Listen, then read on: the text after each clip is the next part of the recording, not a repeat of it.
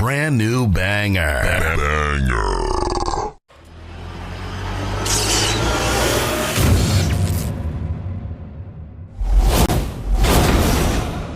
What is your hatred for John Cena? Yo, when Hulk Hogan takes a rock bottom better than you, there's a problem.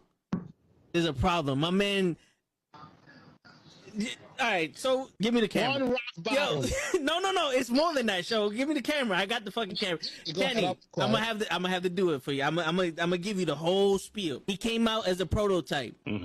Whatever. You know, he slaps Kurt Angle. Ruthless aggression. I'm not into that. Whatever. He comes out as a rapper. I'm like, okay, all right, I could dig it. You know, he's from Boston, so that's a strike. You know, us New Yorkers, we don't fuck with Boston too much, but you know what? I'll look over that. He's doing his thing. Something original. Some I could, you know, there's something different. It's entertaining. Comes around, and my man has a choice between The Big Show, Kane, or Shawn Michaels. And he gives the most pussiest promo I've ever heard in my life. I will never forgive this. And he's on some, well, you know, I don't want to fight The Big Show because, you know, he's a huge guy, and, you know, you got the big red machine. Who wants to fight him? And Shawn Michaels is the legend. Fuck that, bro. You already beat all these motherfuckers already.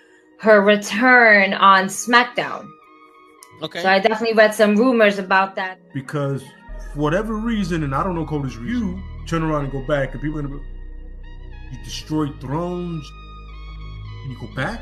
We have been doing this shit for ages, and he still doesn't know how to take it right. Trust me. That's it. Just, I got you. My man, he collapsed with the kick. That's what I'm saying. That's the way he didn't collapse during the sun. It was the kick. It was and he's not even in his fucking chair when he gets in this fucking thing. He's not even in his fucking chair. Yeah, but he goes. Oh! There he goes. Both matches without the wrestlers were in the tape.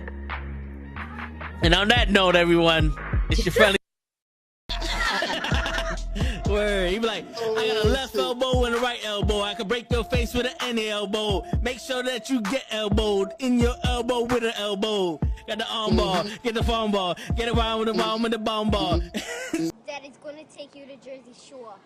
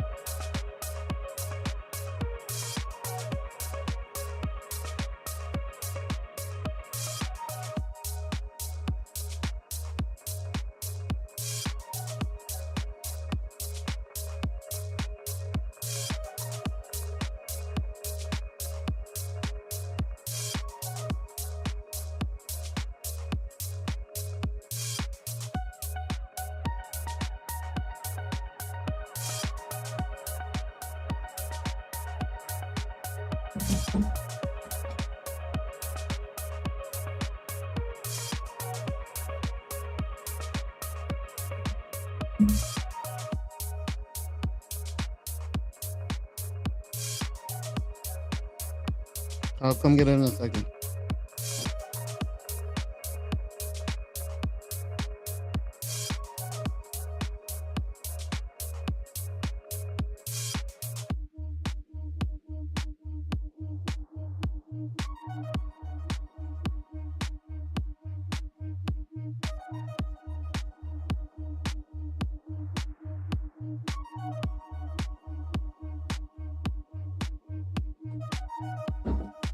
I'm on time.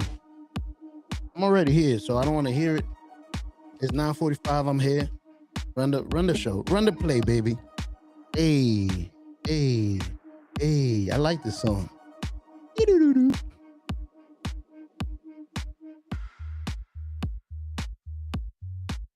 All right, give me a second. I'm trying to phase in right now.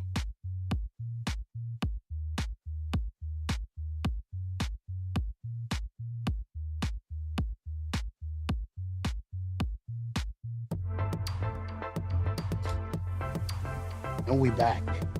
I thought I was gonna be late, but I'm not. 9:45. Watch out, y'all bugging. The funny thing, I'm over here. Yo, where's music coming from? Music's definitely coming from me. Let me fix this. Hold on. Give me just a second to set up and get comfortable here. Take the music off because we got to get into some shit. Perfect. And we're back, ladies and gentlemen. I do gotta.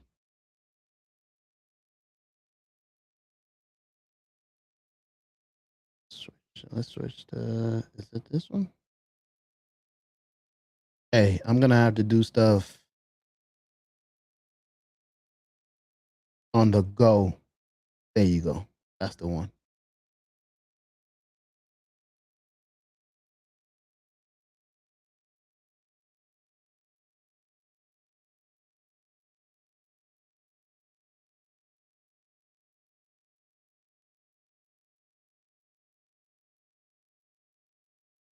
There you go. I think I'm gonna have to keep.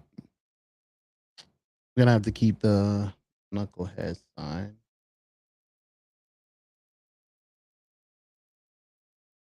Wait, showing off on the phone. That's me. All right. Forget it. Give me a second.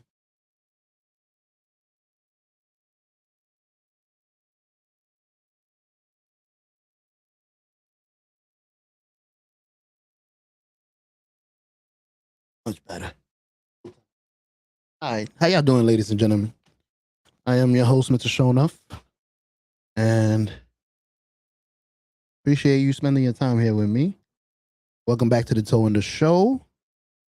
I wish I had the Toe in the Show graphics, but I'm freestyling because I didn't want to be late like I was yesterday. And my computer was finally working properly. So I'm like, let's get to it. Because I got a lot to talk about, a lot of topics. I basically had time to practice because I wasn't on yesterday. Let's take that off.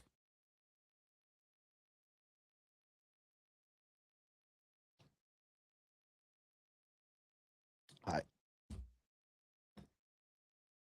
Excuse me. So let me set up my topics. Y'all know how this works. So yeah, tonight is different. I usually got somebody sitting next to me, but I believe he's off for another week. So y'all stuck with me by myself.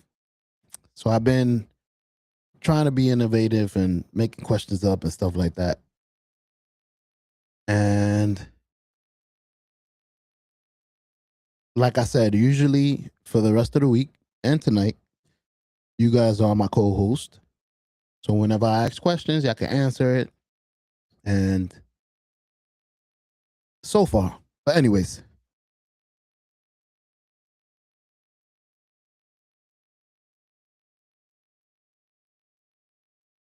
I'm going to give you maybe a list of the... Well, I'm not going to give you a list of the stuff. We're going to be talking about money, failure, loneliness, love, ego, fatherhood, friendship, getting older, regrets. We're going to hit all the points that touch parts of your... I'm not going to say your heart that you do not like. We're going to get touchy. Most of us, matter of fact, to try to avoid this, most of us keep subjects like this bottled up. And most people are afraid somebody's going to look at them differently, talking about stuff like that.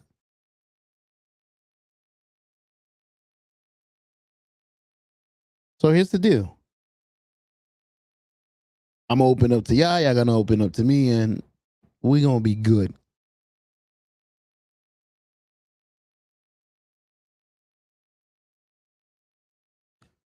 So if I ask something uncomfortable, we're both answering it. You can answer it in the comments. I'll answer it. Obviously, I'm the host. I have to answer it, but let's get into it. Round number 1. Let's start easy.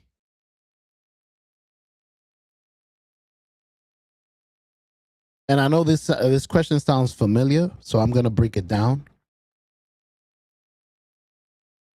Question number 1.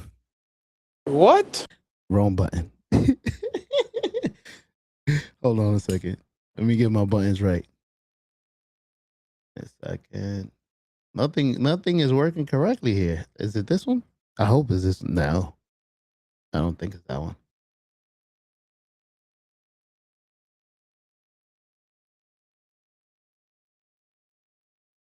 Am I the meanest?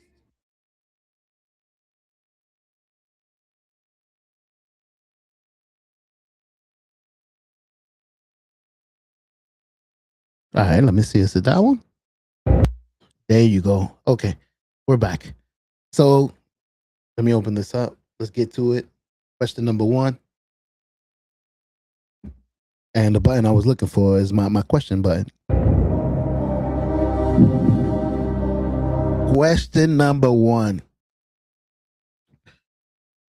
What is something you pretend doesn't bother you, but secretly bothers you a lot?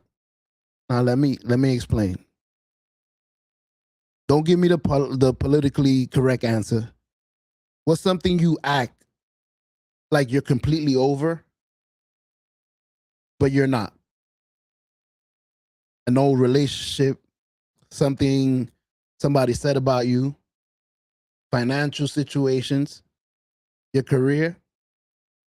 And I'll start by answering that deep question. Something that bothers me that I haven't really told anybody. I usually keep it to myself. Something that bothers me that I'm not completely over is I never had a father growing up. And I feel like in order to truly forgive my father, he would actually have to act like he wants to be a father. But I don't feel he never will. So I feel like I'm going to carry this uncertain and uneasy feeling forever. Now, I'll explain why it hits me so hard that he wasn't in the picture. It's not because I feel like I would have had more stuff. Like, I don't care about the stuff. I don't care about the money. I don't care about the toys.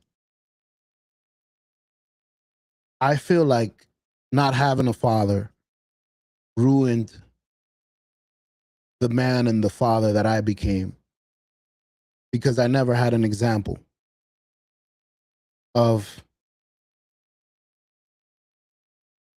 watching the man before me doing what he's supposed to do, so that when it's my turn, I can actually be good at it.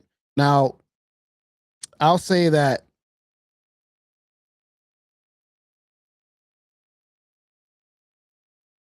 it's something that I've told somebody and the person tells me I'm using it as an excuse, but it's my reality.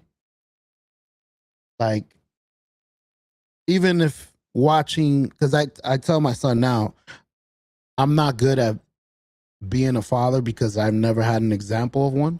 So I'm learning on the go. I'm watching other people with their kids. I'm listening to other men talk and watching them and what they do. And it's crazy because, like I said, not having that example. Well, I was saying the father I am now, it might not be perfect, but at least it's a father. It's an example. Like I may not want to follow my dad, me saying me. May not want to follow how he did things this way or how he did that or how he spoke to me or how he raised me. But I have an example and I know what to alter to be the type of father to be the type of father he's going to want to be. So at minimum, I'm an example of what you don't want to do. And I'm pretty sure I've gotten some things right. So I also have examples of stuff, okay, I'm going to use with my kids when I grow up. I unfortunately never had that. Like I said, I never learned the basics. The shaking a man's hand and looking them in the eyes. Like you learn all that. It begins with your father. Your father shakes your hand and tells you, stop looking around, look at me in the eyes. And then he starts explaining men have to look each other in the eyes. And you learn that from them and from their example. So am I cutting it short? Because I don't want to, wait a minute. I think somebody's here. Hold on a second. Oh, do I have a beep, boop, beep, beep, No intro for me. Hey, nah, we got to have like a Dungeons and Dragons song or something, brother. What you talking about? Nah. What's up, my brother? Not much, man. I know I don't normally do this show. Yeah, I was surprised. Huh? Yeah, I was like, fuck it. Why not just jump in for a little bit? Hey, I appreciate you. Hold on, I'm trying to find the one that's even. There you go. Appreciate you. Yeah, I was over here talking about fatherhood. Oh, I know. I was watching. Oh, okay. I was getting a little deep about that, about how, and it's dope because you guys I'm pretty sure you understand what I'm saying because you guys were on the opposite totem. Well, where this is the funny thing because I listened to you say that you didn't have an example, so then that informed you now being a father and not knowing what to do. Mm-hmm. Where me and Toe, we had two examples, and at least from my standpoint, I don't even want to be a father. So I understand what you're saying, but I honestly think that the reality is you have to find, even if you have no example, the best example, a mediocre example, you have to find your way of doing it. You can't mimic what other people did. So I will never tell you that your experience. Oh, whatever. Can you hear me? Hold on, you freezing? Yeah. You froze for a little bit. You just started talking again. All right. So like I was saying, I would never say that your example is like an excuse or a crutch because that's what you're going through. Mm-hmm. But I will say it's not something that's impossible to overcome. I've been actually figuring that out recent. Not even it's scary because it took me this long. Been a father for almost 20 years. But it took me this long to actually, like you said, start rectifying it. Which is sad, but actually I'm glad I was able to catch it before it was too late, because I still have 2 minor kids. My oldest is 16. I might have already, I doubt it, because he's looking fine. I didn't damage him. I still got a couple of years till he's 21, and he's probably gonna. So I still can rectify it. Time out. You got his entire life. True. There's no number. True. No. I'm just saying before it's not, because growing up as a father without a father, I felt like there was a part in my life where I needed him more than certain parts. Like from 21 to now, it's like this is the age I'm supposed to fly. So I should have learned what I needed to fly by now. And I don't think there's nothing else like I don't think it's as important as before. Which is why I'm saying he's 16. So I already missed those crucial years, but I still have a couple of years that are important. Not as much as I would want, but I get that. Dude, I get that, but I think it's a matter of perspective. Okay. Because, like I said, I had 2 examples throughout my entire formative years. They informed the man that I am now. But if I were to have a family now, now I feel like this is where I would have needed them. So at this part of your life is where you would need the fatherhood, is what you said, or you would need a family? Yeah. So from my perspective, and again, this is just me because I don't do this show too much. All the lessons I learned growing up as a teen, then moving on into the Navy in my 20s and coming back and all that.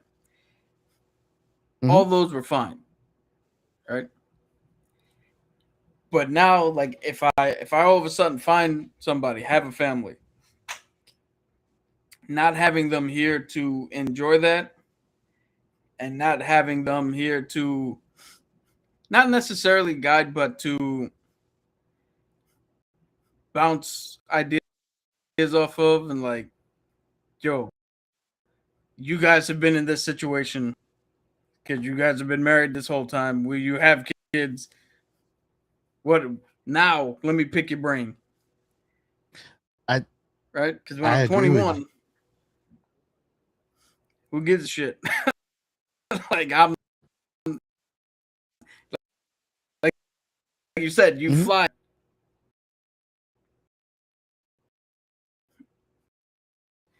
Hold on a second, you laggy.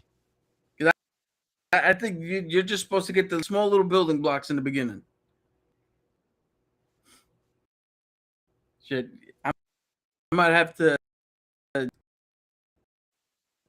Give me a second. I'm gonna see if I can fix this. I was gonna say your video's laggy, but your voice is coming out. It's not choppy. It was confusing. I thought you wasn't gonna be able to talk. That's why but it was the video. I can actually hear you.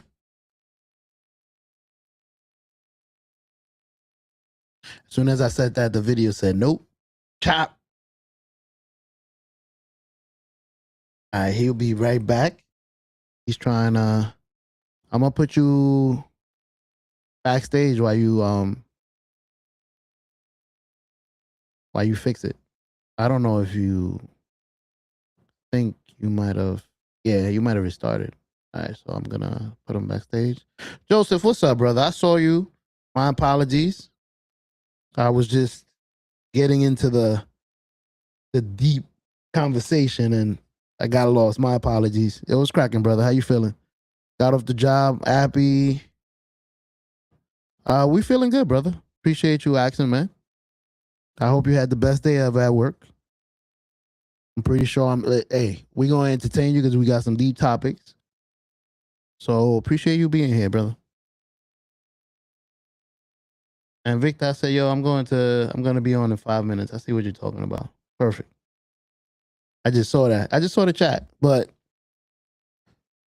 dope to have another perspective as I'm like thinking my stuff out and I can actually bounce it off him because like I said, he said it himself. He had two great examples of men that showed him an example of how to be later on, which is why he's a great man.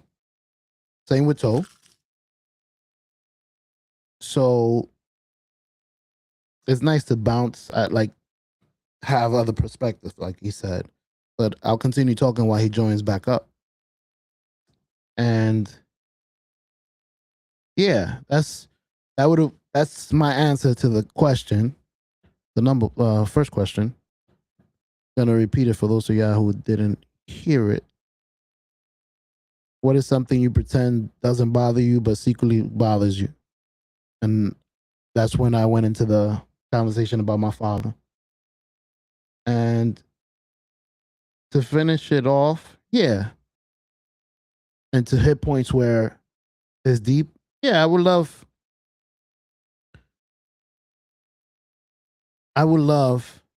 to actually tell him all of this, but I don't even know if he'll care. All right, hold on. Let me add Cap is back. Hopefully that fixed everything. Yeah, you're looking better. You're looking smooth. All right, finish what you were saying. Now I interrupted you. No, you good. I was just explaining while you was gone. I was filling there. I was explaining the question that led to me speaking about my father. For the people that didn't hear it, I don't know if you actually heard the question. Yeah. Okay. Perfect. So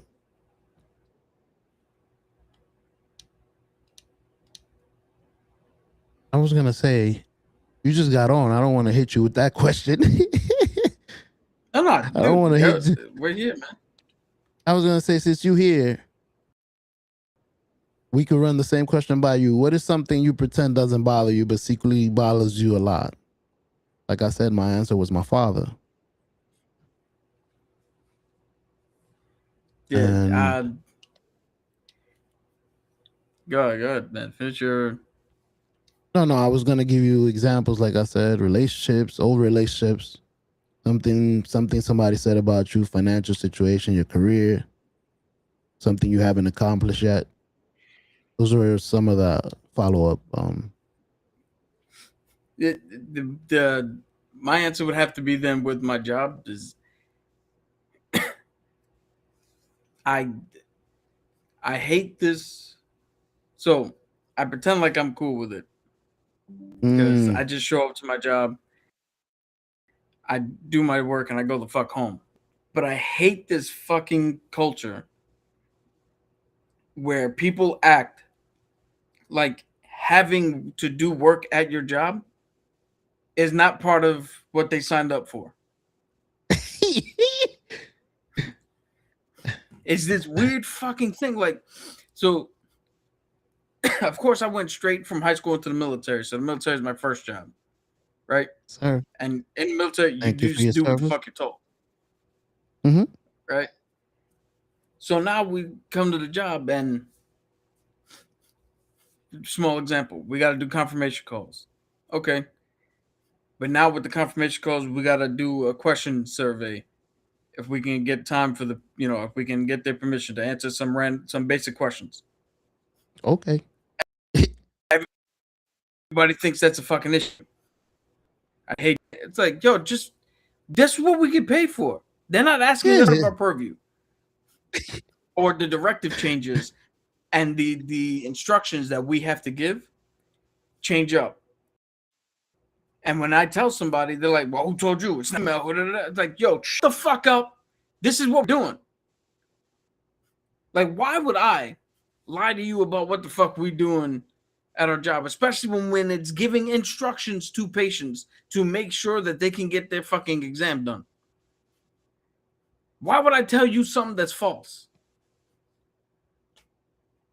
But this whole culture of, nah, I'm here and I'm doing what I want. No, we work for them. Word. The work they give us is part of the fucking purview. I've never met a fucking job. I've never been to any job or any site when I was a floater that gave me a job that was outside of what the scope of what the fuck is in. And it just fucking drives me nuts with the way these people act. I want to tell you something because secret, I don't want you to feel like you're the only one, brother. I'm the same way. And it happens at my job the same. And I'll give you an example. I'm the type of person, my boss says, I don't want you to make any left turns. I need just make rights. I don't ask no question. Okay, from now on, I'm going to make 3 rights. Now, I'm going to let you know that it's going to take me about 10 extra minutes to do what I'm doing. That's all I would say. And I will never make a left. But everybody at work would complain. Why? That's stupid. I don't know. Bro, we get paid by the hour. The boss says flip the truck upside down. Flip the truck upside down. He's the boss. I don't care. Like I'm the type of person that I don't like. What do you need me to do? You don't want me to walk over there? Okay, I'll go around the whole block. But that's too much work. It's our job. We get paid by the hour. So It goes on. And it's I'm sorry to say it. It's the new generation. It's the people that have less years. I'm getting this generation before me. Really? Yeah, it is the new generation, but I'm also getting the people who I work with who are generation before. So old, wow. The crazy thing is older people usually like do things how it's like, okay, they know how to do stuff they're told to do. I'm surprised. Now, I got somebody who questions every fucking thing that is said. Come in, log into your computer. Why? Why are we logging in? Why? Use your sign in. Why are we using our sign? Just holy shit. And this is the old generation, the older generation. It's like, why are you here? Nobody forced you to be here. Go somewhere else. They won't go. Nobody will allow them. Nobody's gonna hire them. Nobody's gonna hire me. I'm old. Like nobody wants me. Like no, you know what I mean? She's too old. She's not gonna like nowadays. Most of the people in the front in the hospital, they making them young and 25-year-olds. So she might not get a job. Hold on, you breaking up. Say that again? Dude. I heard again. So I'm gonna guess you said I'm breaking up. I'm gonna again. try something. I'm gonna try something else because I'm up again. I can hear you though. Now you sound clear. But I heard you're gonna try something else. All right, so I'm gonna put you backstage while you try. All right. Now, before he comes, I'm gonna actually tell y'all the actual. There you go. That was quick. Wait a minute. All right, so yeah, I had to switch to my cell phone because this fucking laptop is trash. I was gonna say that you even got a better computer, better camera.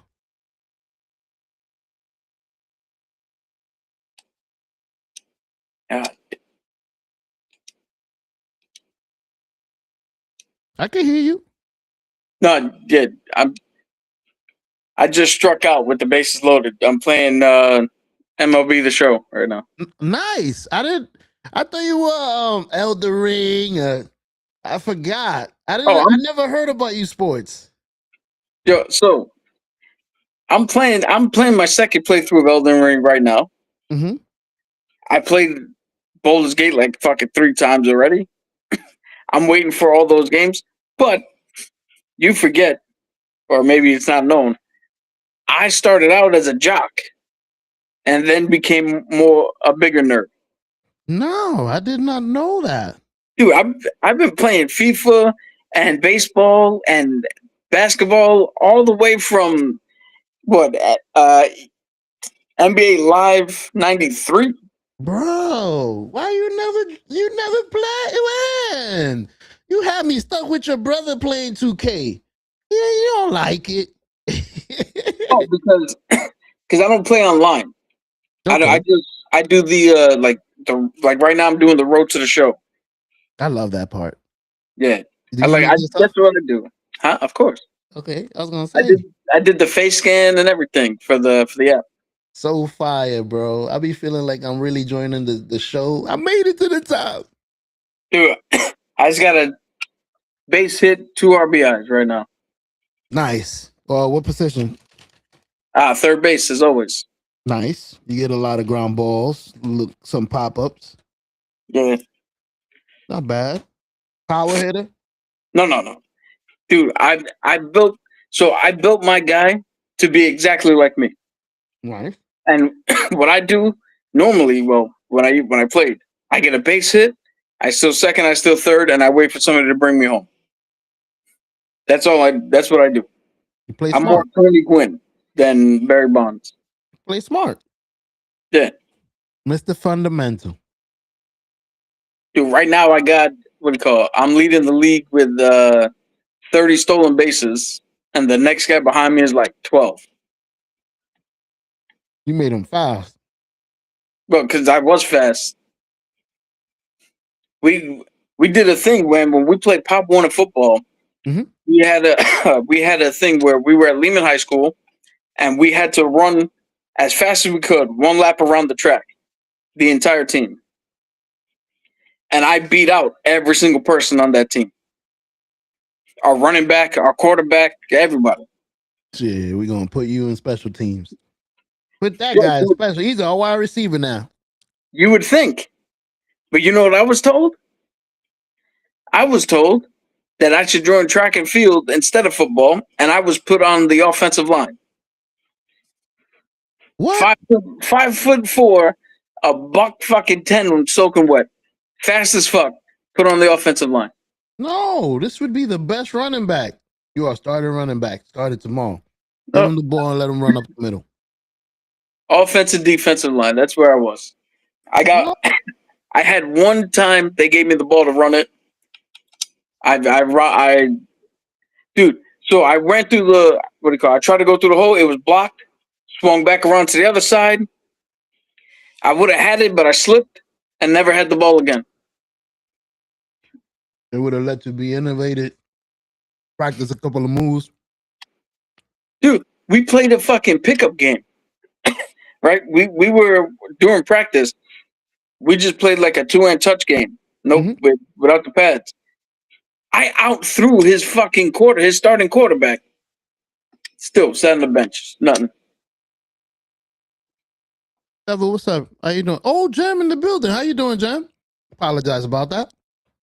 I just looked at the chat. Hope Jam, welcome to the show. Appreciate you. Been a while since I seen you. Nice to see you.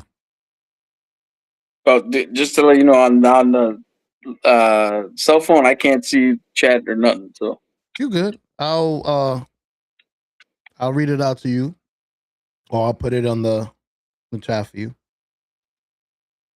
Let me get to the second. As you playing, I'll get to the second topic. If you hear it and you have anything, well, I'm gonna ask you the same question, so it don't matter. Question number 2.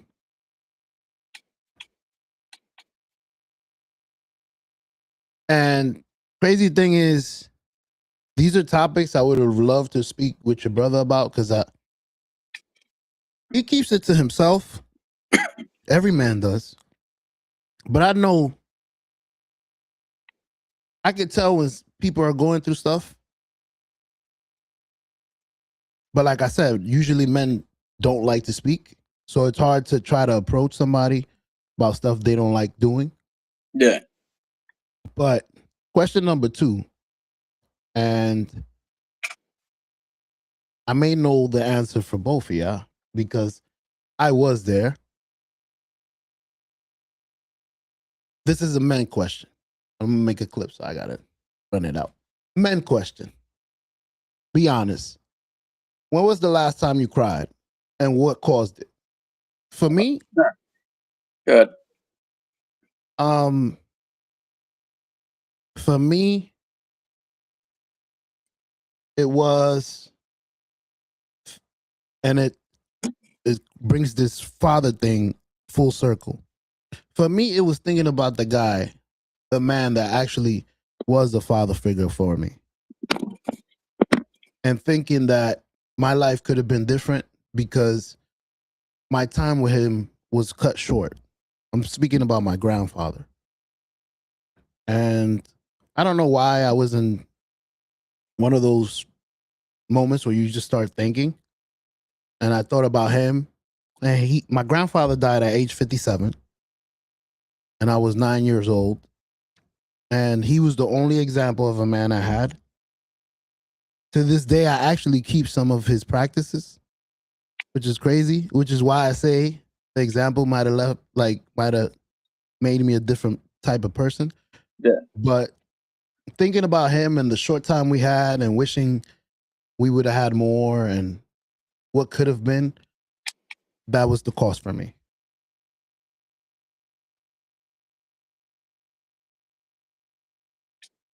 All right. When was that? This, I'm going to say had to be recent. I can't really, I can't tell you exactly when because it wasn't. I wasn't looking for like May 31st. No. That's what I was going to say. I could have said like a week ago. So what I was going to say is I can't say when because it wasn't recent enough to be like a week ago or 2. But it might have been like a month or 2. Okay. Go. Hold on. While you think I got somebody that answered the question, my man Joseph, I appreciate you. Probably 3 weeks.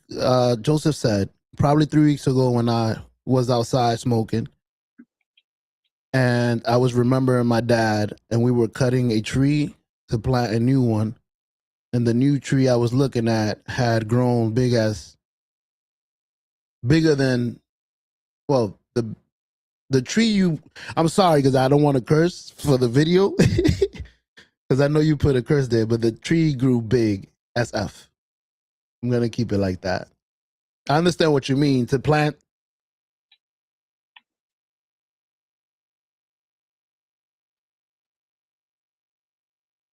To be planting that tree with him and then actually seeing the growth of it without him. I understand what you meant. That's what I was trying to say. Joseph also said, the house now, it brought back so many memories that I had forgot. Crazy thing is, having conversations like this with you guys, and when Toe was here and we used to have deep conversations like this, feeling the sorrow for you guys and what y'all went through had me thinking about all that as well, because that was the only time that I might have went through something similar like you guys. So I agree that it brought, I guess when you're not thinking about it within the moment, you're fine. But once you start reminiscing, it's like, I missed out. Joseph said, I missed out a lot of time with my dad in my early 20s. Crazy because we spoke about that. So time with your dad in your 20s and on, where I thought it was BS is actually important as well.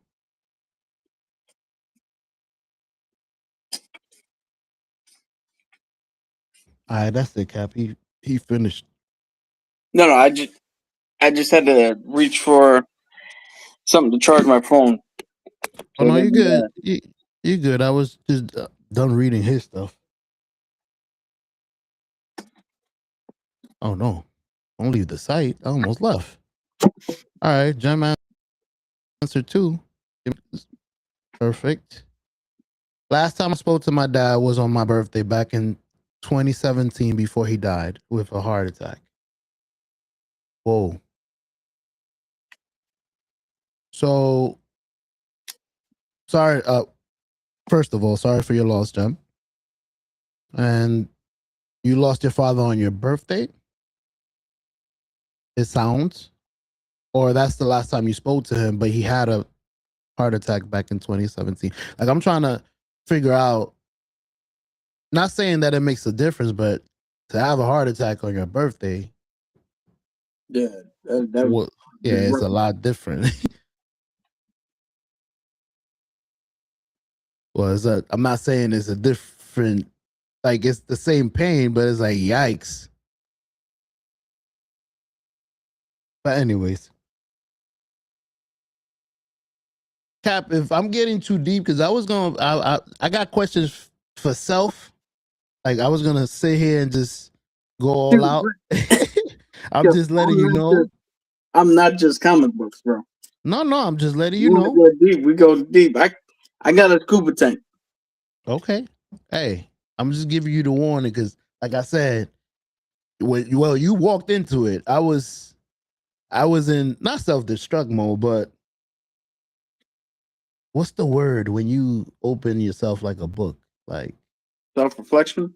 Yeah. Like I was ready to just, so when you questions, like I said, if you want to skip, you can. Nah, I'm not. I can answer this one. This one's easy as hell to answer. Perfect. Jem said it's all good. No, I spoke to him in June 11th on my birthday. He died September. Okay.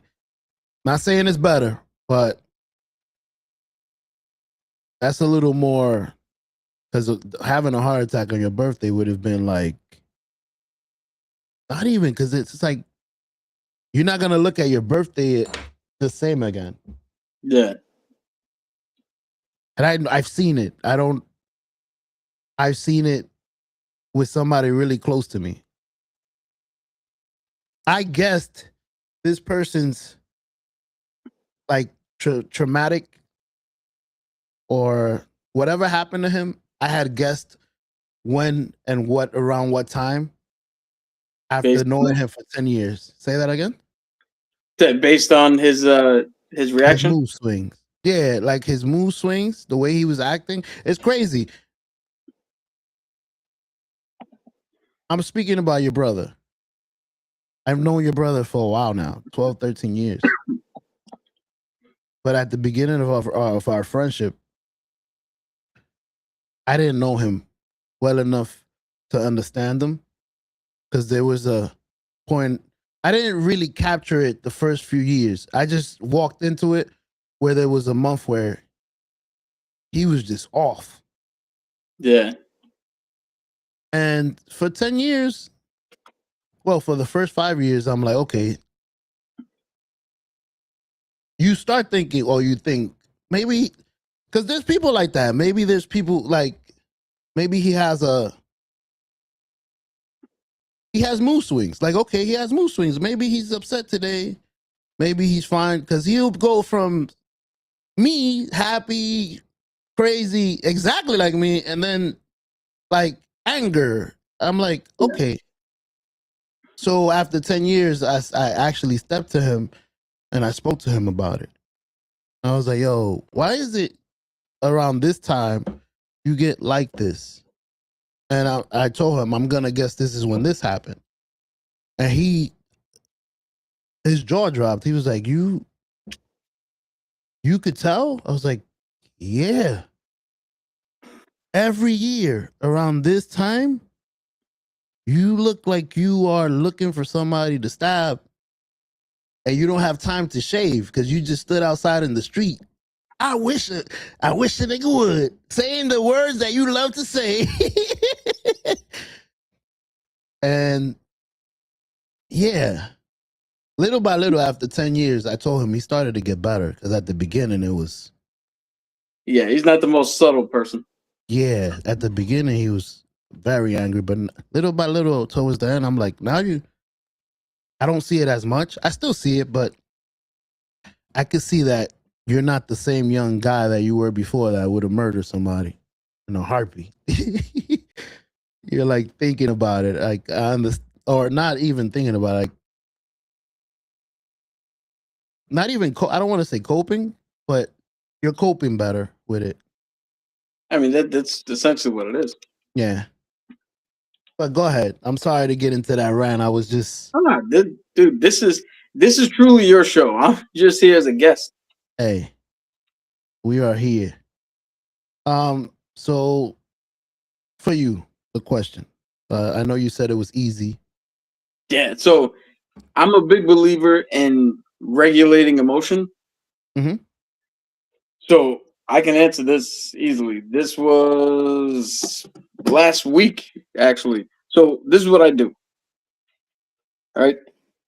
It's ever since my mom passed, I do this thing where if I start to feel something, if I start to feel sad, if I start to feel angry or whatever, mm-hmm.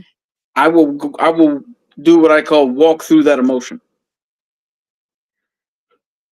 So if I'm angry, I'll watch everything and anything to get me angry, to pull all that anger out, to aim it somewhere that's not destructive, that's not harmful, so I can get it out. If I'm sad, I'll watch every fucking thing I can think of that is sad, and I'll bawl my eyes out to walk through that emotion to get it out. And I got it out through here instead of putting it away and having it explode at the wrong time. I let it out. So last week, while I was at work, I was feeling a little off. So I was like, you know what?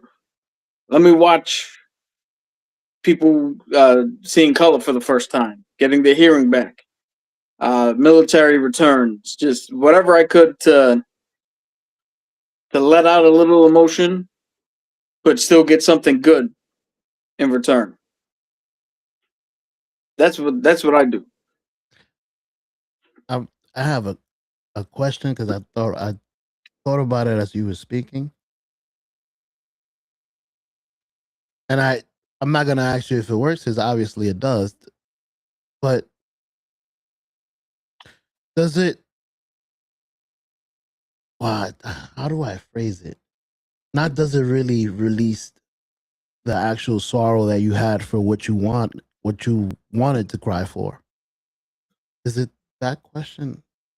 Like, does it relieve the actual sorrow for crying for something else? Like, okay, I'll give you an example. If I cry because my father wasn't around while watching a movie, does the sorrow from this part actually, like, does it ease it? So I'll tell you my answer, and then I'll give you an example. Okay. No, it would not. Nothing will. No. So here's the thing, right?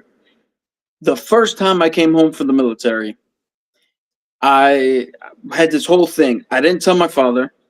Oh no, I told my dad. I told my dad and my uncle. All right, because I needed my uncle to pick me up, and then I needed my dad to keep my mom here in the States. I didn't need her to be like, oh hell no, my baby ain't coming home. I'm flying over there. Fuck it, like this. The whole army. So my mom didn't know. Vin didn't know. Okay. Right. Ooh. So I came home. My uncle picked me up. He dropped me off on the corner around the block from my house. Went around and picked up Vin. Told my mom, hey, get ready. Come to my house in about like an hour, a half hour or something, right? Right. So I'm waiting on the corner. I could have sworn Vince saw me. But my uncle had given him the phone, his cell phone, to talk to my aunt or whoever was on the other end. So he was distracted. My uncle got out of the car, put me in the back seat behind my brother, almost killed me by closing the door so fucking fast. I was barely in the seat and he slammed the door shut. I almost broke my arm off. So we're driving, right? And my uncle's like, "Yo, that's my boy Vic in the back." And Vince's like, "Yeah, whatever." Fuck out of here. I'm like, whatever. He's still distracted. So I grabbed the seatbelt and pulled it. And then he turned around, saw it was me, and he was like, oh shit. For the entire ride. That's all he could say. Right? Oh, I can imagine him. So now I'm sitting at my uncle's house, right? Mm-hmm. Said hello to my aunt, my cousins, and all that. My mom's about to pull up. They tell me to go hide in the bathroom. All right. Now, my other cousin, Nick, they put him in there with me, too. I don't know why. All right. So then she walks in, and then they're like, oh, we got a surprise for you. Nick walks out. And she's like, who the fuck cares? I've seen Nick, whatever. And then I walk out. Have you seen this? Now, you think it would have been a big hoopla. No. My mom was pissed that everybody got to see me before she did. It backfired so fucking big that she immediately was like, yo, let's go. Get in the car. We're going home. Really? Yeah. She hated the shit. So when I watch these like soldiers coming home, mm-hmm. Yes, I still get that feeling of pride because I have other stories coming home. Right? I get that feeling of pride. I still get to release the emotion, and I still get to have something good. You know, I still get to reflect and watch something good and wholesome. Try to kind of like recharge my kindness battery. Mm-hmm. But I'm reminded constantly of that fucking first time. But the second time, dude. So the other few times. Second time I came home, I walk out of the fucking. I'm not in my uniform. I never flew in my uniform. Always in civils, right? I come out of the terminal. My mom's sitting down on the thing waiting, and I'm staring at her, and she's looking at me, but she hasn't recognized me yet. So she's now looking at me with the face of who. She was about to get up and be like, "Who the fuck are you looking at?" I know you. So then I'm looking at her and I'm like, hello? And it hit her. She's like, oh, shit. And then we hugged. The third time I came home, I come down the fucking escalator and this random woman runs up to me and damn near tackles me. I don't know who the fuck this lady is. I don't know what's going on. All I hear is, your mom told me so much about you. My mom was talking to her about me, and I guess she pointed out that I was coming down the escalator, and then this lady fucking jumped on me like a hyena. I could imagine you. I was like, who what are you? Yeah. Oh man. Then the last time was the best time because there's normally in LaGuardia there's one gate you come out of, mm-hmm. But because it was an international flight, I had to go out of the airport and walk back in. So my mom and dad are looking that way. I'm coming from behind them. They don't notice me. I walk right up and like, who are you guys waiting for? Yeah.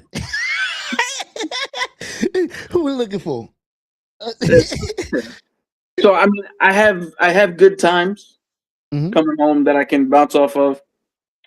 But to answer your question again, watching these is not about replacement. It's not about making it easier. It's truly about just walking through the emotion and getting something out of it, letting go of something negative, taking in something positive. Mhm. The other aspect that you asked about, that has to be dealt with on its own. Okay. When I asked you, I felt it. I was like, do you never really like? I understood the answer as I asked it. Like, you don't really. That's something you probably some people never actually even get over. So it's like I Yeah, need where to release this because this will never change ever. yeah, it's weird. Some people hold on to it. Some people don't know what to do with it. Mm-hmm. Some people never get past it. Mm-hmm. I But agree. I personally, I've worked through it. I've come to terms with it. I'm not, now, how deep do you want to get in this shit, right? Hey, Because I can tell you what I had to get over, brother, specifics, but I'll leave that up to you. listen. You could get as deep as you wanna. Like this is the toe in the show. Usually, this is exactly where we get deep. Now, before you do, hold on to that. I'm just gonna read because Yeah, there were a couple of long comments, and I don't wanna lose them. hey, go ahead, man. Let me see. We here for everybody just as much. That's that's what I was thinking. I was like, because if we get into another conversation, it's gonna be another hour before I read that. I remember like it was yesterday. My dad wasn't feeling good. I was outside drinking and smoking. I could say that.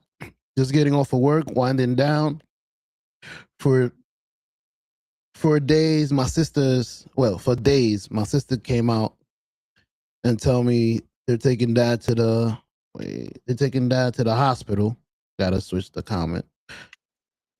They taking dad to the hospital because he wasn't feeling good. Me and my sister were talking, and my dad was talking a while to come out. Well, my dad was taking a while to come out, so I went inside to check on him, and he was sitting in the kitchen table, struggling to keep himself up. So I helped him to the car, and I just looked at my sister and tell them, I think he's not coming back. So basically, he looked at his sister and said, I don't think he's coming back. He was in the hospital for 3 weeks. He had gotten that BS COVID, and he eventually passed away. Sorry for your loss, my brother. Before I read the other one, at the hospital, my last day with him, I felt the life out of him leave his body, and told him, don't worry about mom and don't worry about my sister. I got them. Now, I told him everything will be taken care of. Now, Joseph, I'm reading these like that, like a robot, because I don't know how to read smoothly. So don't feel like I don't have emotions. But the man he always wanted to be. Take care, I will be the man he always wanted to be, he said. And that was his last comment. That was deep. Sorry for your loss, Joseph. Yeah, man. Yeah, I definitely wanted to at least make sure, because he wrote all of that. Wanted to make sure that he knew I was gonna read it. No, But, yeah, of course. Go ahead, Cap.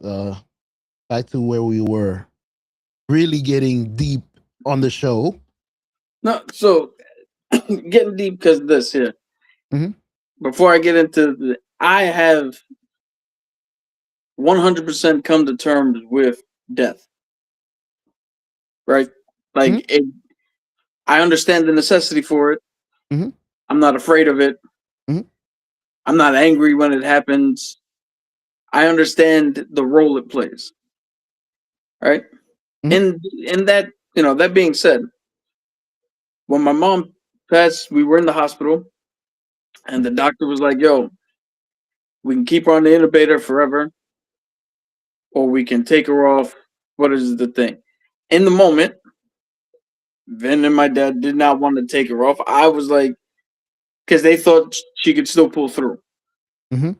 Of course, I was like, always. yo, we have to take her off. Because if she is going to pull through, it's not going to be on that. All right. So I was the deciding voice to take her off the incubator. We're sitting in the room. Mm-hmm. So my grandmother had the same liver disease, and she died because her veins crystallized and she bled out internally. Sorry to hear that. Yeah, well, my mom, her veins crystallized. She bled out internally right in front of us.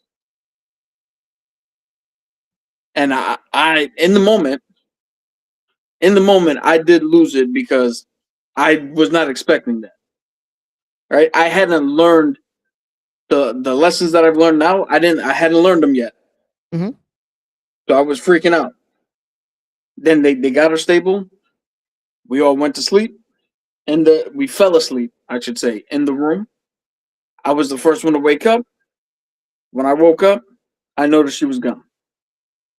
So I had to wake everybody else up, notify them, make the call, all that shit. With my dad, he was sitting in the living room, 3 days removed from the nursing home. I had to go help him change his Depends. So I put him in the bed, clean him up, get him changed. I'm putting him back in his chair, and I feel him get like heavy on me. And I'm like, yo, damn, Dad, you're not even gonna help me out here? Shit. Put him in the chair. He was gone. Literally died right in my arms. Now, we called 911, we tried CPR, they came in, they did the whole thing, but that was it. The moment I felt him full body weight, he was gone in that moment. So, like I said, I have learned not how to cope. I've learned the necessity of it. I've learned why I should not let it eat me up. Why I should not let it bury me or put a weight on my shoulders. And that doesn't mean I don't get sad from time to time. Of course not. Shit, the other day I saw, what do you call it? I saw a video of some dude playing with his son in the park on YouTube. Mm-hmm.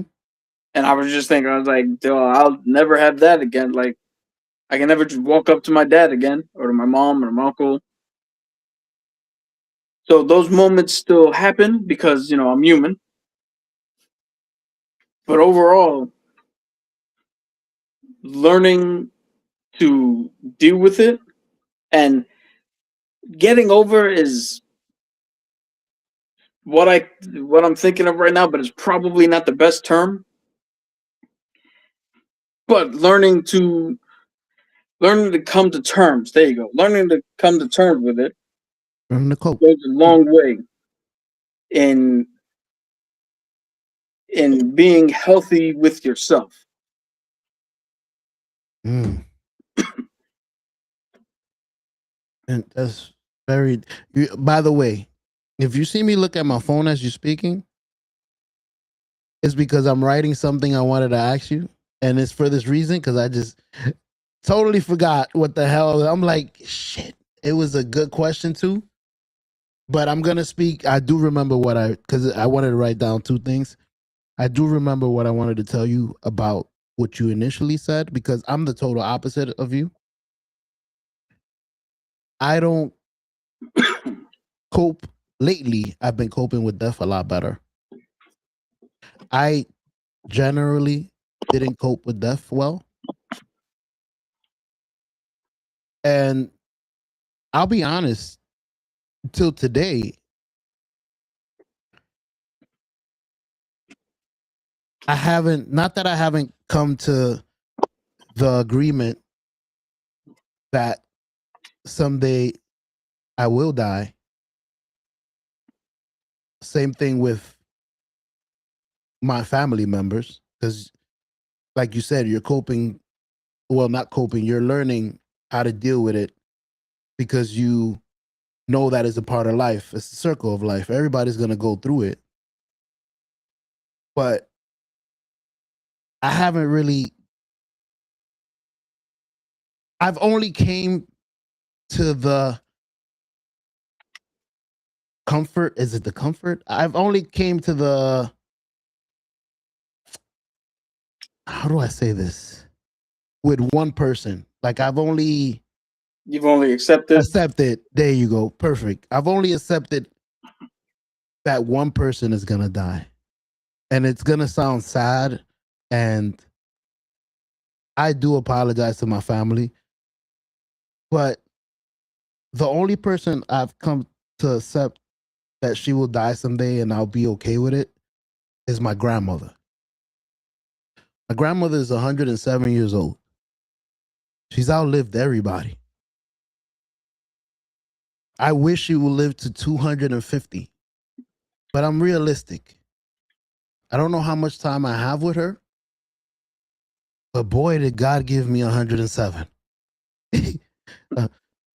Like, I can't complain. There's people, I got 9 years with my grandfather. I was able to get my whole life. I'm 41 now. I've gotten 41 years of my grandmother. Do I want another 41? Yeah. But I'm logical. I don't know what the oldest person in the world is, but I know it's not too far from 107. So that is the only person that I feel like I've coped, and more like I'm gonna miss you for me. Like, I'm gonna miss you for me, but grandma, you lived your life. You good. you can barely walk. You fine. Like, I don't want to sound heartless, but that's what I would think I would feel when I'm 107. Like, I'm good. I lived 3 lives. But see, that's not heartless. That's coming. What do you call it? That's what I'm talking. That's learning. Okay, we've reached the conclusion. Mm-hmm. Now it's harder when people go younger because you know, unexpected. Yeah, that's what I'm. Unexpectedly. Yeah. But it's a lot different. I get it. See, another weird thing about me is I don't like things that run in infinite. Mm. So like my boy, we were talking before, mm-hmm. and him and his sister, we were sitting we were eating somewhere, and we were talking about superpowers or some shit, and she brought up immortality because she wants to see her kids and then her kids' kids and her kids' kids, all that shit. And I was like, that would be the worst fucking thing to have. This has to end at some point. Telling me that this will go on forever is, for me, maddening.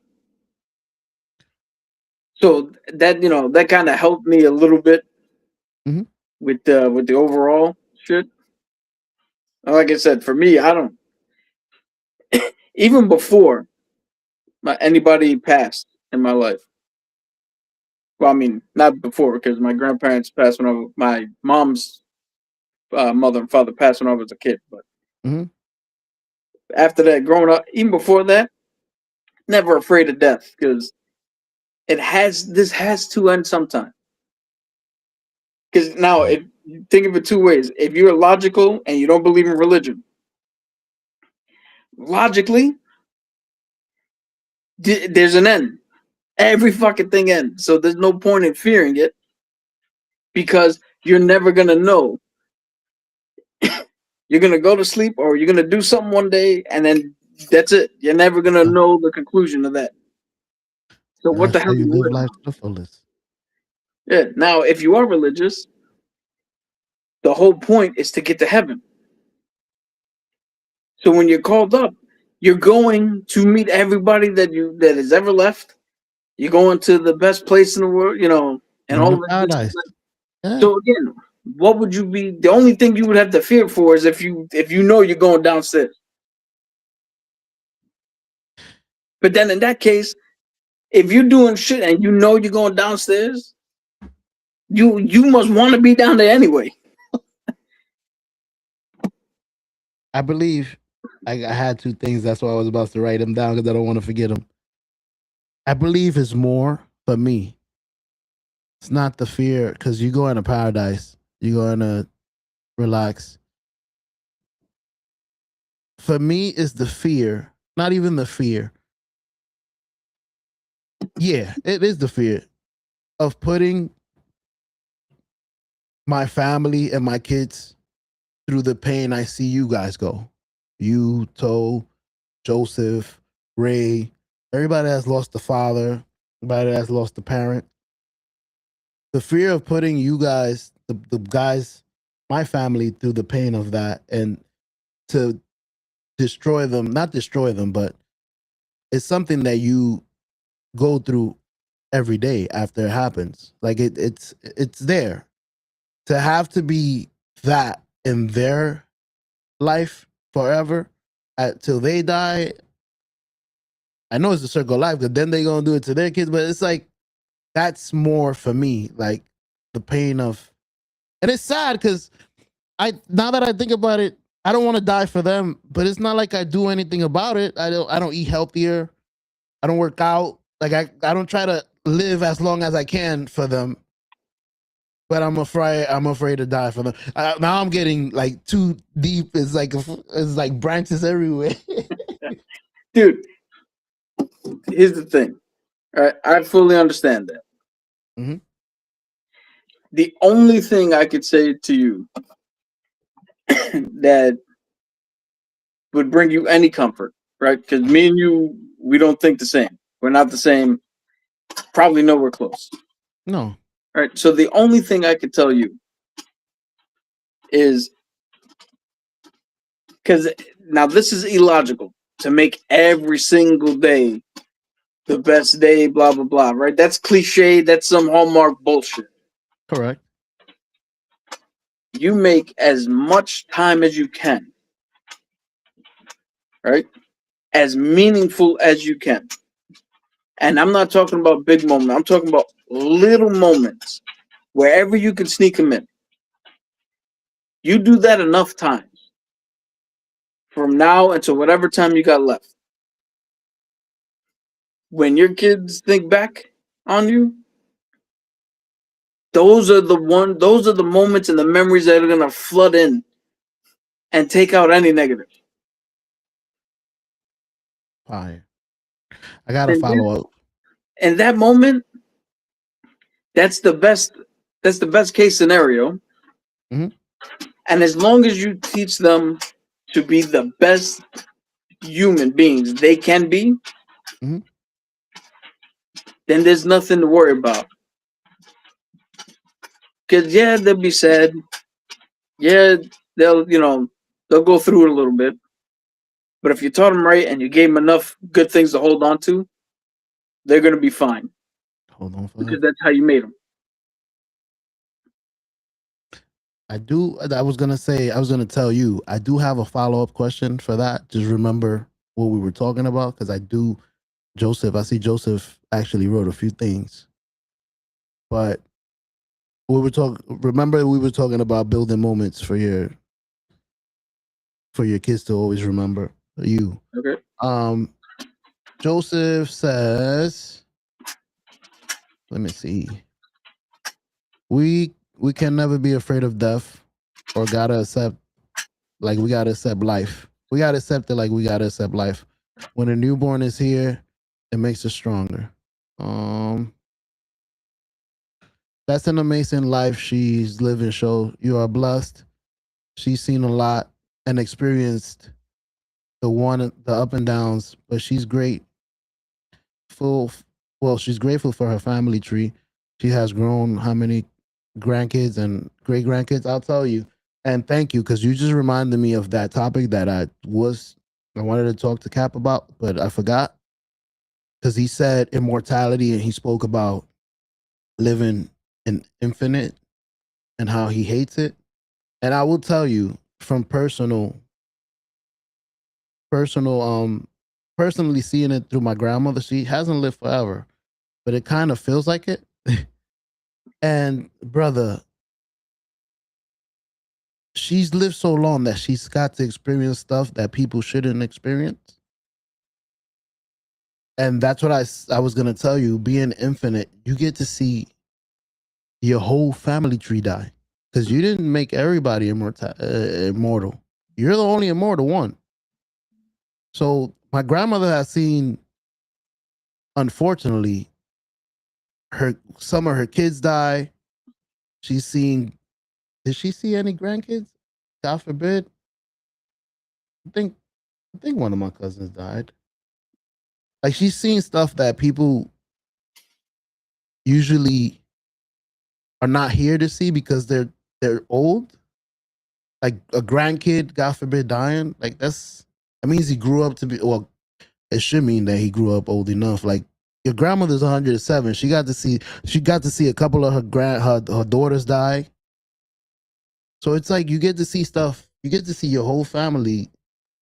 Brother has no lie. And I hope, well, she doesn't watch the show. I was gonna say, I hope she doesn't watch the show. Her sister just died about a month ago. And we couldn't tell her. Like, we're afraid. Like, do you know how crazy that is? Her sister died, and we are not gonna tell her. Like, she actually went to the house where her sister used to live because they went to the Dominican Republic to visit. But she kept saying, I want to see my sister, I want to see my house. And then I don't know what lie they told her. Like, she's not here. She's at her father's house or something. But they can't tell her. She's 107. She's fragile. She's stuck. She has Alzheimer's now. So she's stuck in a capsule. Like, there's certain things she says over and over. So she might react like she's a lot. You never know. Like, she might think she's 20 and her sister's 20. She might have a full-blown attack. Like, we don't know what kind of reaction we would get. So we didn't tell her. So that I wanted to point that out about being immortal. You would have to live through all that, and it's crazy. Hold on a second. I read the one about my grandmother being blessed, family tree. Oh, you did ask how many grandkids and great grandkids. Honestly, my grandmother has 17 kids. No lie. And most of them had more than 3 or 4 kids. My grandmother had over, I'm going to say over 100 grandkids, great grandkids altogether or more. We had to rent a hall for her 100th birthday. TVs in your bedroom? We was Dominican, so no, like my grandmother had 18 years, and you have that example. One of my cousins has 10. You know, it's like if grandma's like that, the tree is big. Like I said, we had to rent a whole hall for the 100 years. It was crazy, but trying to see if I finished reading what he said. If you want to say anything, cut me off because I'm just reading the comments. How many? Okay, that was the question. How many grandkids? Oh, they wrote you a message. Joseph said, "Cap, you have a lot of wisdom, my man. I appreciate that a lot." Dude, I've tried to be as logical as possible with any and every given situation, and then figure out where the emotionality comes in. Because if you think emotionally, 90% of the times it's not going to serve you, right? So I don't, that's part of the reason why, like, even when it comes to dating, I don't date ever. I don't see a fucking use for it, right? And I see some of the shit that online. I'm like, yo, none of this is a problem if you both just think logically about what the fuck happened. Everybody too emotional, and then easy shit turns into something big. Like, this is the dumbest example I can think of, right? Mm-hmm. But though I see it all the time on these little shorts. Would you love me if I was a worm? No. Like, how can you get mad if you? I understand the question, right? Mm-hmm. But if you think logically, one, you wouldn't ask the question in that manner. But two, you wouldn't be upset when the guy says no, because if you saw a motherfucker digging in the dirt and was like, "I love this worm. This worm is my wife," you would want him committed. We There'd be taking you to restraining jail. orders. Like, come on, man. I agree. I know that's a really stupid example. It's not. I've heard it. I've heard it plenty of times. I've heard it. Well, I've heard the same example, but this one might be a little actually more. Actually, this is the question she should have asked. If I let's say couldn't walk no more, would you still love me? That would be a little more reasonable. That's what the question should be. Yeah. Because then you can have nuanced answers. Then you can have a back and forth, blah blah blah, and then his answer might actually fucking matter. Mm-hmm. Might be real. Like, I don't know if I could push you around the rest of my life. Blah blah blah. Something I don't know. Something real. Like this a real answer. If you were smart ass like me, like, oh, I'm gonna love pushing your ass around all the time. Damn. Oh man. And for those of you who like I like to say, for those of you playing the home game, I've always been like this. The tape doesn't exist anymore because we never converted VHS to digital. But there was a VHS. The first time we ever went to Florida, I was 4 years old. Vin was 2. Right, we get to the airport, and we're sitting in the waiting area. And remember, this is back in what? I'm 4, so this 1989. No, this is 1990. Because Vin's 2 years old. We're sitting. This is before you basically can walk from when you park your car into the airport all the way to where the fucking plane was, and nobody said shit to you. You could drop. You weren't even getting on the plane. You could just walk with whoever was getting on the plane all the way the fuck up there. No need for a ticket or nothing. I remember. Crazy. So we're waiting in the area, and my mom we see a plane take off, and my mom is trying to convince me that we missed our flight. And 4-year-old me, you hear me go, "That can't be our flight. They never called us to board. They never said our name to go in. Why would it leave without them trying to make sure we were on it?" So I have been logical my entire life. Yeah. I would, if I was your dad or mom, man, joke over. I'm sorry. I can't even, man, you too smart for this. My 4-year-old just logically broke it down. The plane is right there. 1, 2, you would have been freaking out. You too calm. Yeah. So that's why I have my viewpoint. It's baked into the software. It's not something that I picked up along the way. I was like, wait. This is who I am. Wait, let me cut. Joseph said, I had 3 seizures in life, show. The third one was the one that hit me hard because I was asleep. After that, I took health is wealth seriously because that was the closest thing I considered close to me. I hope you're doing well, brother. I totally 3 shoot. That's no game. He said I started taking stuff seriously.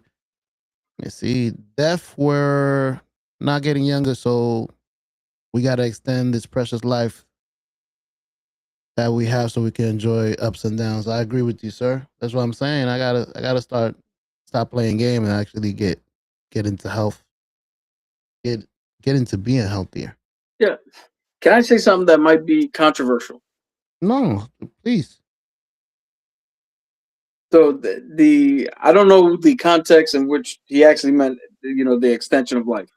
But I heard you echo it a little bit there. Like, oh, you gotta get healthier so you can presumably live longer. Mhm.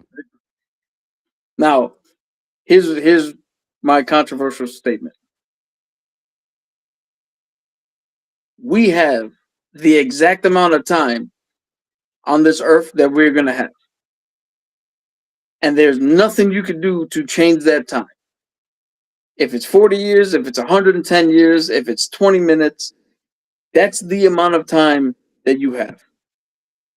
Now, I would rethink a little bit and do your workout and get in better shape so that your quality of life is good for the remainder of the time you have.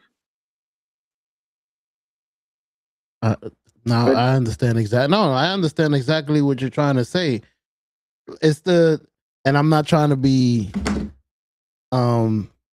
unsensitive, but it's the strongest man in the world could walk outside and get hit by a bus type of theory. All that working out when it's your time is your time. But like you said, if you start working out so that the time that you are given is spent, the quality of life is actually spent living it better. That's why you work out. I understand what you're trying to say. Nobody knows when they're leaving, so don't be working out to have more life. Work out to have the best quality of life in the time you have. Yeah. So, yeah, because I don't know if you heard the phrase that it's not about the destination, it's about the journey. Mhm. As cliche and as hallmark as that sounds, I think that applies 100% to life itself. We're not supposed to live to make it to 80 or 110. We're supposed to have the best life we can. And wherever that book finishes, that's where it finishes. But when you look back, it was a hell of a ride. You just unknowingly gave me a therapy session I've been seeking for about the last 10 years. And I spoke about it on the show last week about being 41 and seeing that people only live to the national average is 75. So I basically have less years to live than I've lived. I've said that last week. So in turn, it's exactly what I said last week. I'm living 40 more years to be 80. Like I'm expecting to be 80 and I'm freaking out because I only have half the life left that I already lived. And this went so fast. The 41 years was fast. So the next 40, so when you said that, it send me because that I was freaking out and I still was freaking out. After the show, I only have 40 years I need to start I need to start this and let's go.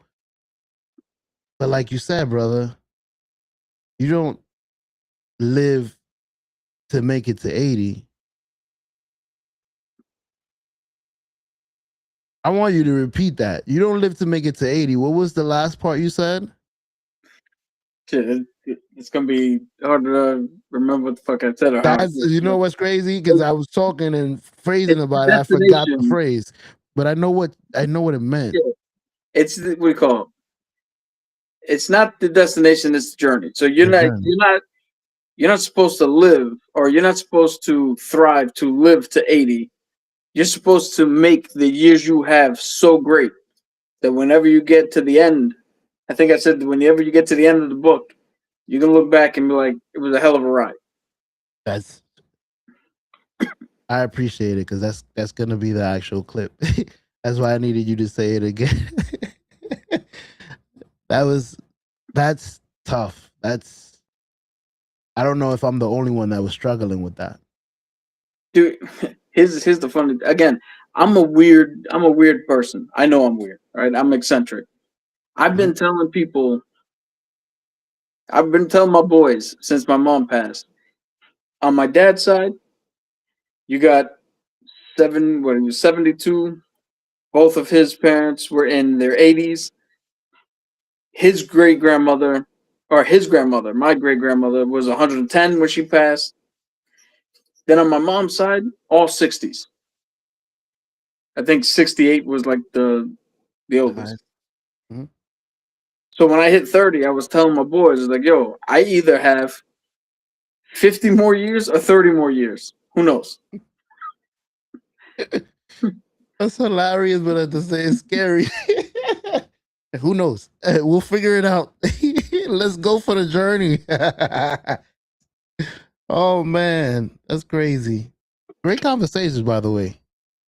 I'm not gonna keep you too much longer because I know it's late, and I do appreciate your time because I was getting deep, but it took it to another. You don't understand. It took it to another level. Like we get in to the nitty gritty, and I guess I'm gonna end it in this with this question because it brings it all together. What's something?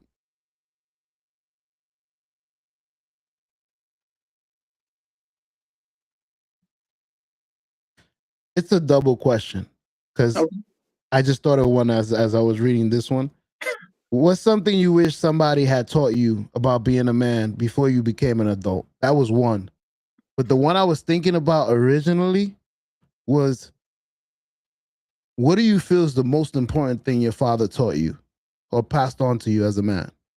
Those two, I was like, as I was reading this one, I thought of that one. I was like, So maybe you want to start with that one because I do have the one about being a man before an adult written down. I don't want to forget this one about your dad.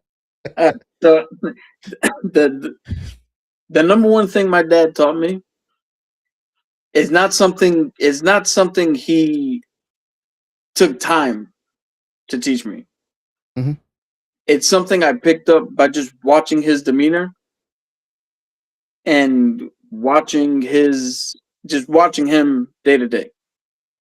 All right, so I learned it from him, but not a direct teaching, and I apply it in different ways. But it's his ability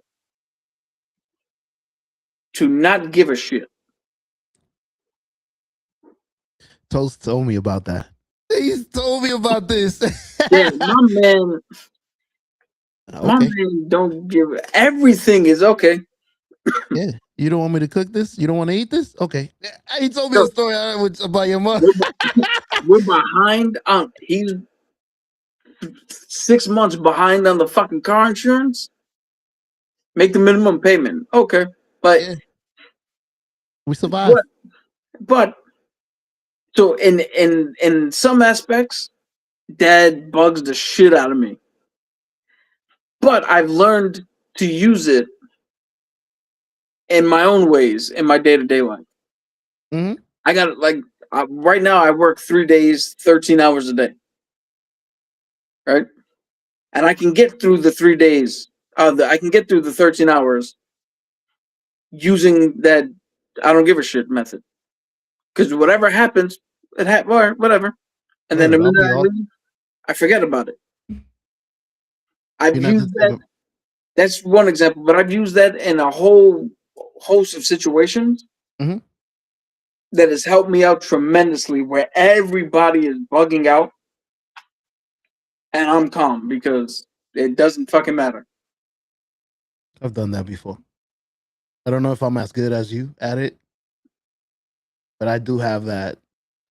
I'm literally, especially at work, I've literally had other coworkers and the boss, the director, come up to me and be like, Vic, you got to find a way to bottle that thing you have that makes you sit here for this long and not worry about anything and pass it out because we're all freaking out, man.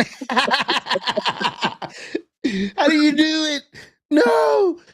Yo, that's crazy. And it brings the show all together because I remember the first initial topic was being there for my kids because my father wasn't there.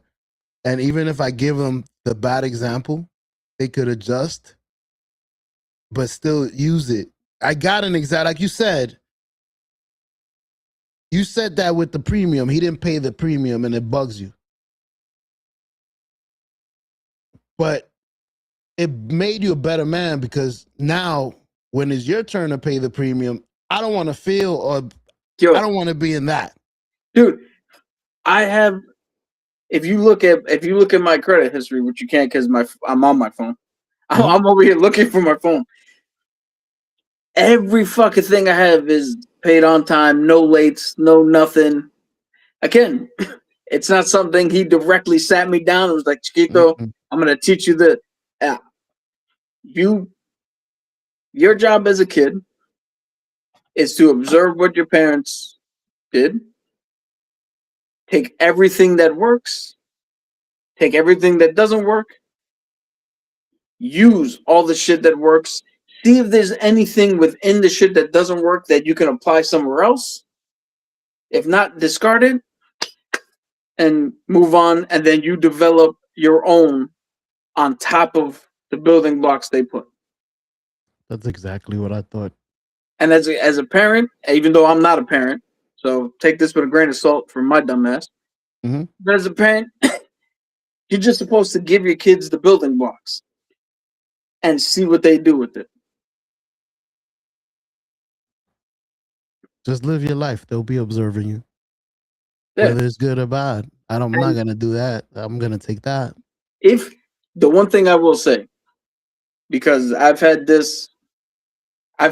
blow-ups with me and my dad over shit that I'm not going to get 100% into. But no, definitely not. For anybody who's maybe hasn't learned this lesson yet, or for anybody who's about to be a father for the first time who's watching this from now in perpetuity, if you realize that you have done something that is a major fuck up, it is okay to dig yourself out of that fuck up and then turn that into a lesson so that your children see where it went wrong, how you dealt with it, and how you got out of it. So they know that a fuck up in their life is not the end all be all. You don't want fuck ups, but sometimes they happen. It's life. It's life. But they gotta see you get through it the absolute best way you can without freaking out, so that they know, okay, I fucked up, but I can get through this. I've seen my dad get through this, or my mom, or whoever. You got through worse. And again, I'm not a parent, so take that with a pinch of salt, but that's just what I've observed. What you said is perfectly, I'm not going to say, it was perfect because those are the things I was missing from my dad. Like I said, it's coming full circle. Explaining it, like I said earlier, I didn't get to see none of that. So I had to trip and fall as I was being a father and learn everything that might work and not work. And figure out that fuck ups on my end, like you said, are not, like, we could get over the hump. It's not altering. Like, you're human. I'm going to go through it when I become a father. And or when I grow up as a man, I'm going to go through the same thing you were going through, not being able to pay this bill or having to scramble and figure out which bill you're going to pay first. Let's keep the light on because this is, like, the normal day-to-days. You see him do it and you have a heads up that you're going to be okay. I never had that. But I'm glad that I never felt like helpless. Like I felt like I'm going to be okay. But I had to learn it on my own. Now, like I said, I'm glad I did that because I don't remember the question. But this one, like I said, I had it written down. Wait a minute. So too much. There you go. What's something you wish somebody? It says, you know what? Let's keep it open because maybe it's not just your father. What's something you wish somebody had taught you about being a man before you became an adult? Be money, relationships, confidence, discipline, rejection, how to be a father, how to walk away. Giving you examples. All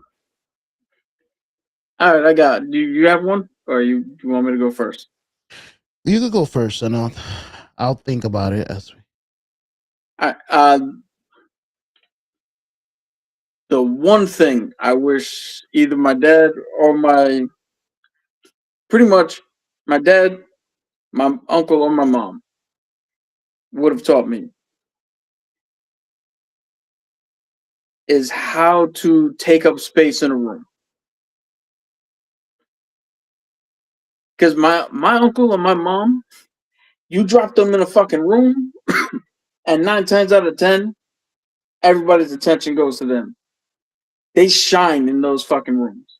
I feel like I know him. My dad is quiet, but if he has to, he can take command of the room. Me, I blend in.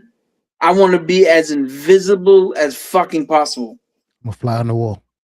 No, not even a fly on the wall. I want 1,000 people to be questioned, and every single one of them have no clue I was in that fucking room. I didn't see him. Yeah, because perfect thing here. I go to the Renaissance Fair. I go to what do you call it? Comic-Con.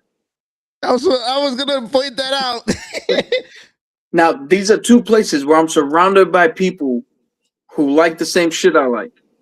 Who have same line of thinking. I talk to no one. I don't want to talk to anyone. I don't even like the idea that I might have to talk to someone. But that's because where I fucked up, being in, what I just said, the lessons that the kid's supposed to do, learn, and then what the parents, blah, blah, blah. Where I fucked up is, I saw my mom and my uncle shine in the room, and I went, oh, good, there's enough light here. I don't need to be it.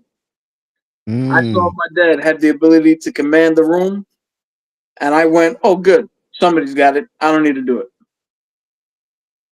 I didn't take the lessons I was supposed to take from them. I went the opposite route. And although for me it works, because now at 40, I don't give a fuck. I don't care. I'm going there for specific reasons. None of them is to talk to anybody else. But I run into a lot, like my coworkers. If I was on my laptop and I had my phone there, I could show you the fucking text message that she sent me about trying to force me to go out and talk to people during the fucking Renaissance Fair. And the whole thing, you're among people who think the same, you're among people who are into the shit you're into, blah, blah, blah. Should be easier. I wouldn't have to deal with those conversations if I had learned those lessons. And the reason I say, the reason I'm bringing that up as something I would have learned as a man is because my uncle, specifically my uncle and my dad, never once have I seen them enter a room and them be the problematic person. What they call today toxic masculinity and shit like that. Never one. They knew how to be in the room and garner respect from any room. And that's something that I wish I would have learned, because quite frankly, unless it's a situation in which I am forced by some means to take a leadership role, I don't fucking I don't get respect sitting in a room because again, nobody knows I'm in that room. I get you. You're not that you don't demand or ask. I don't want to be seen enough to actually be respected. Like, I'm not here. I don't want you to know I'm here, so I don't need to be respected. Yeah. That's now has it? No, it hasn't changed because you spoke about. Because I was gonna follow that up with the. It's crazy. It's gotten worse. I'll tell you that. Wow, it's gotten worse, brother. I thought you being amongst people that get you, like, dude. Like, let's say a D&D party. I'll tell you how it's gotten worse. Mm-hmm. The last time I went bowling, I wore a wrestling shirt, and some dude walked by and was like, "Oh shit!" It was a Ms. Damien Sandow shirt. He's like, "Oh shit, Damien Sandow," and said something else. The first fucking thing I said when I went back to my group to bowl, first thing I said was, "Dude, next time we go out, if you see me wear a wrestling shirt, tell me to take the shit off and change it to something else." I was seen. Yeah. I get you. It's like I came there to, again, I'm a weird fucking person. I know I'm weird. We both are. So I went there to bowl. I didn't go there to fucking talk. Like, of course I'm talking with my group and I'm having a time with my group. But my focus is bowling. Again, we did an 11-mile fucking kayak trip down river somewhere in fucking Delaware. It was me, Toe, and two of our cousins. Our cousins are throwing water at us, splashing, having a good old fucking time. I'm pissed because I came here to do the challenge of rowing 11 miles down the goddamn river. I came to raft. I didn't come here to play fucking water sports or water wars. Because again, I didn't learn the lesson as a man to take up space. I went in there with a singular focus. Nobody else here. Don't give a shit what's going on. I'm here to do what I came to do. Get in, get out. Fucking done. Nobody's like a ninja. Nobody sees me. Nobody hears me. I got so many questions, but I was gonna say, when do you? Because crazy thing is, you realize it, you see it. When do you start going? And it sounds like you don't want to be that way because you like how your parents and your uncles used to take up the room. So when do you start working at taking up the room, or are you gonna keep being the fly on the wall? I'm not gonna lie, that should have happened 10 to 15 years ago. The starting to work. Yeah, like I got to do it. Go ahead. But it never happened. It didn't happen then, and it's not gonna happen now because now it's to the point where logically speaking. So this again, emotional logic, right? Mm-hmm. Logically speaking, I should have no problem talking to anyone, or if anyone comes up to me, talking to them at any one of these events I go to. Right? But emotionally speaking, every time somebody tells me, Vic, they're like-minded, they like this, they're into the same shit, it should be easy to talk.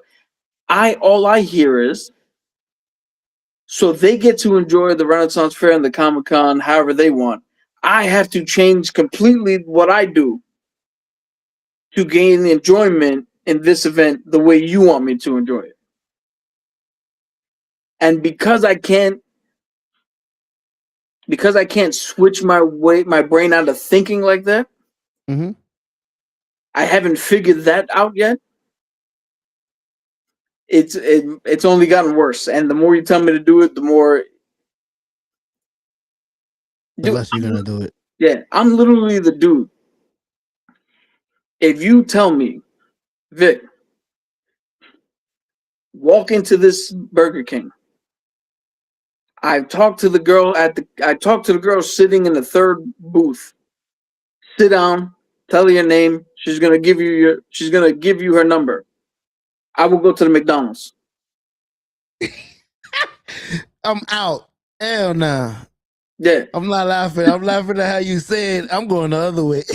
Yeah. You say it so easily. Like, I ain't going there. That's hilarious to me. I'm good. That's where it's gotten, and I haven't figured out how to change that, because I honestly, 100% honesty, I don't know even if I want to at this point. I seeing it from another side, because when you say, as you're speaking about it, I'm like, so like, wow. Not wild in a bad way, like seeing it the opposite. Like, you're amongst people, you are a part of this eccentric, can we say eccentric group? Yeah.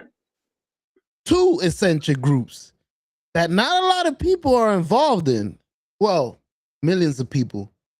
I get your point. The people that are involved in that group are like the people that understand the group. So I would think that within that environment and the way you are, because you are wise, you're very intelligent at these topics. So I could see you. I would enjoy watching you at a Comic-Con speaking to like somebody version of you. It's just like having not even a quiz, like just having a regular conversation. Yeah, because Cap did this in '97. No, he didn't. Like really, like trying to challenge each other. All right, so when he did it, yeah, in '95, like with somebody that can actually go back and forth with you instead of show that doesn't know shit.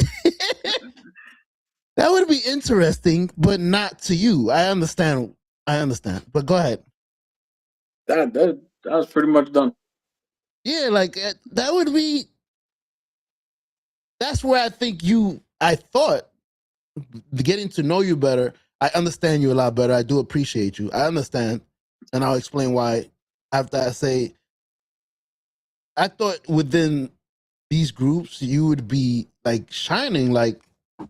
Nah, so remember I said I don't take up the space needed unless something forces me to do so. Okay. Right? The only time you'll ever see me at a convention be what you think I am is when I sit down to play D&D. Because in that I am forced to interact with the other people sitting at the table. That's the whole point of the game, is the communal interaction. There, you'll see me. Dude, I went to PAX last year, right? It's the literal gaming convention where TTRPGs, card games, miniature painting workshop, like the whole thing is based on the hobby. I played a game with this person. I did a whole bunch of funny shit. I did a whole bunch of shit that made sense. And when the game ended, the girl I played with was like, "Yo, nice playing with you. You did some shit I wouldn't even thought of." Like, that's where I like my uncle or my dad, I take up the space needed to shine. But that's the only place. Now, not that I'm a therapist, but I feel like the day you feel like you want to start working at it, you might have to take being at Comic-Con or being somewhere as a game. Like, I'm gonna be. People have told me to do that. Mm-hmm. But here's the thing. I can't be my D&D characters all the time. And I'll tell you what, I play bards and I play paladins most of the time. Ooh, I like their that. highest stats are charisma. So I have to be very charismatic and very funny and very, sometimes I got to be the face. So I got to be able to talk my way in and out of things and all that. And of course, it's all augmented by the dice roll. So even if I say something cool, the dice roll still can have me wrong, whatever. Mm-hmm. But go back and watch the fucking first 2 weeks when I did it on my own. Watch the lack of fucking career. Dude, I went back and tried to watch it just to make sure the stream looked good. I couldn't even get 5 minutes in. I was like, oh my God, I'm this fucking boring? Holy shit. I don't have charisma in real life. I only have fake charisma when I get to sit back and a situation is presented in front of me. And then I can think about, all right, this is the situation. What can I do in it? You can't just throw me into something I had no prior knowledge of and expect me to do shit. I don't know if I'm gonna sound weird, but I feel like you like you said, you would have to be like a wrestler. Like you would have to be Paladin. Like outside, like I'm like you gotta have to make the choice. I'm gonna be this character where I'm going and be like a wrestler. I don't know. I can't think of an example, but I've heard of a wrestler that had to be like Ric Flair, charismatic. But once he was not wrestling, he was the total opposite. Like I'm just play charismatic. And I really think that's why I said you're gonna have to be like the day you choose, like, you know what? I'm gonna take up the room. I'm not saying you have to, but I know that someday you say you're not, but the way you sound, I could tell that part of your parents and your uncle and your aunt, it's something you would want to have. Well, it's definitely a skill that is admirable. Yeah. So maybe someday you choose, like, you know what? I'm gonna do it, and I think you might have like I'm gonna play a wrestler. I'm Paladin. I'm charismatic. And everywhere I go, I'm gonna be I don't care if it fails. How y'all doing? Okay, they just walked away. Next.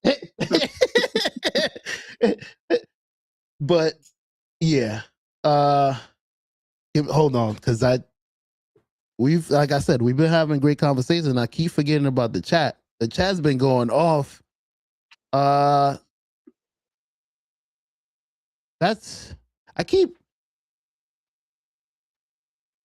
trying to think, because I remember Toki's telling me this guy keeps changing his name, but Entertainment Podcast.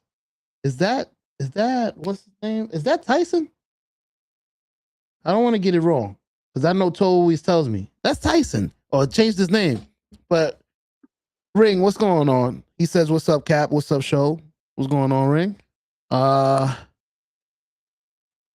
Cap's wisdom is the best, my boy Joseph.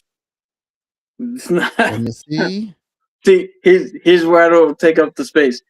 Mm-hmm. My wisdom's not the best. It's just shit that I've observed. Again, grain of salt, man. See, that's the thing.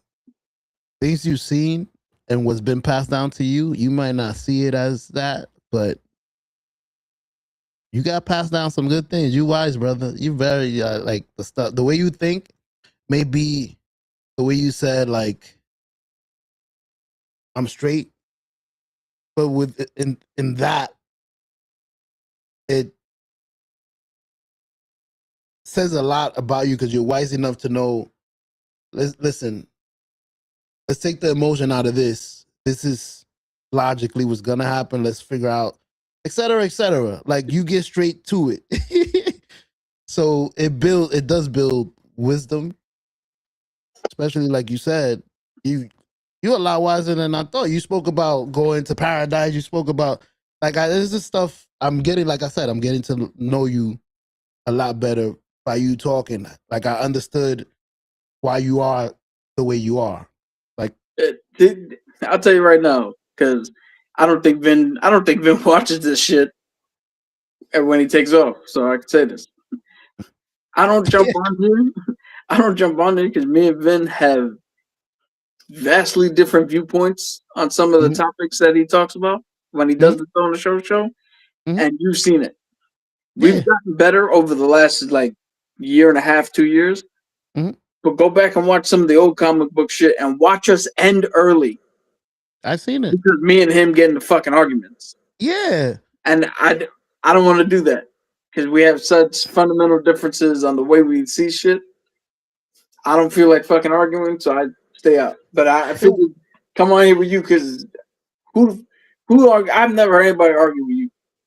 I was gonna say, what's the point of argument? Like, I know you're a person, I'm a different person. I was raised a certain way, you was raised a certain way. There's certain things, experience you went through that I didn't, et cetera, et cetera. So the end product and the way we think and the way we speak is all different. So why would I judge on thing, that? Man. Huh? It's a sibling thing. Maybe that. I understand. I was gonna say I accept you for you, like you accept me for me. It's not like I have my weird quirks. I'm the opposite. I'm the opposite of you. Which bothers me. I don't know how to be a fly on the wall. And sometimes I feel like I need to be, but I'm shining. I'm like, I don't want to shine. This is not a time to shine. It's a funeral. Like, I just want to be a fly on the wall. So I'm the opposite. I'm the class clown. So I lived it's just, we had different, so I understand you just from the other side of the room. Yeah. But siblings are different. Plus, yeah, grew together. When this stream ends, you in Jersey, I'm in New York. When me and Toe end, he's in the next room. I'm over here. Now we gotta talk about it for real. Yeah. Now it's not only gonna fuck up the stream, but now our night's fucked up. Now we can't even talk. Because now we just walking out of the rooms like fuck you, no, fuck you. Like, man, it's crazy because I used to be like that with my wife because some of the things I used to talk about here was personal, but she's gotten to the point where she's like, the show was great, a little personal, but I understand. Don't worry, do you? Like, she's not getting upset about it no more. She's like, I see the conversation is very interesting, even though it's about us type stuff. But I don't know if there's anything else you want to say. I don't want to hold you up. But no, like I said, I came on here because last Tuesday you bailed me out, so I'm returning the favor. I appreciate you, and you're gonna have me again this Tuesday. Like I said, I'll be there. Dude, I appreciate you. Watch Lanterns. I don't care which episode you watch. There's gonna be 3 out by the time Tuesday comes around. I don't care if you watched one of them, 2 of them, all 3. I don't care if you just watch one of the episodes. So we got something to talk about. I will go back and talk about the old episode. I'm gonna watch all of them. I'll be ready. And we'll be back on. You know what's crazy? I wanted to do a watch along for AEW All In tomorrow. I don't want to say yes and then not show up because I want to be a man of my word. So if I do get on here, I'll try to do a watch along with you guys. Oh, I got a question for you. What is with the start at 9, but put up a sign saying that you'll be back at 9:45?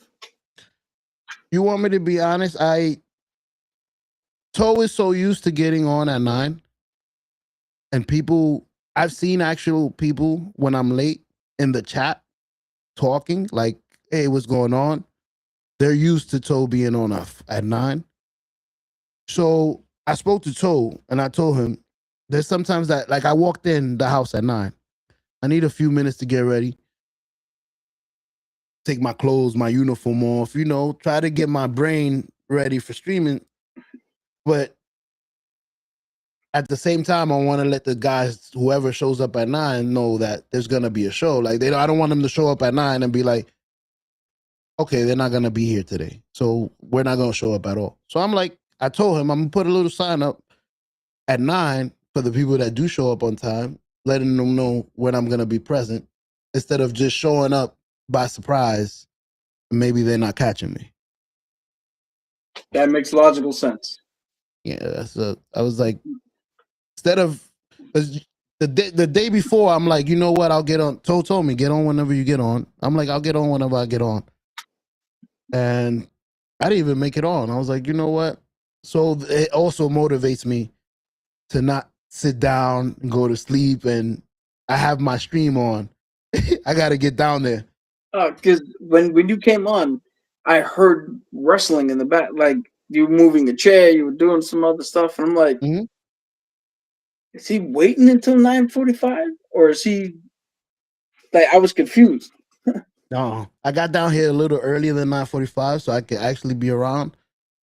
I didn't know my mic was live, so I'm over here. I was fixing my backgrounds, which I didn't have to use today, because like I said, the conversations was great. So I was making sure all my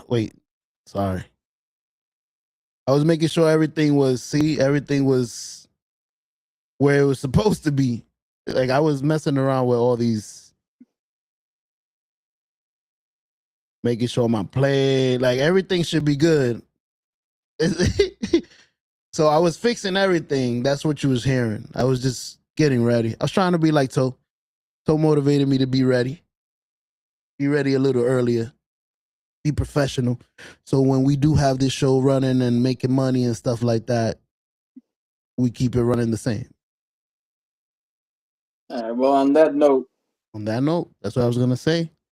We'll be back on Monday for sure at 7:30. Sure. No, I'll be here Monday.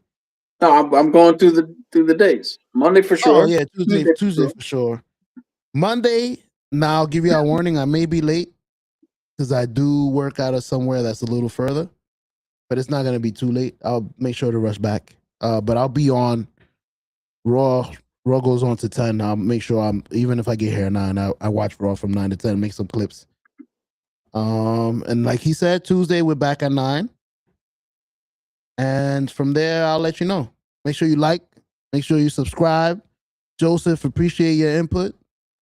You know you're usually my co-host, but I had a pleasant surprise. So it was great having a trio.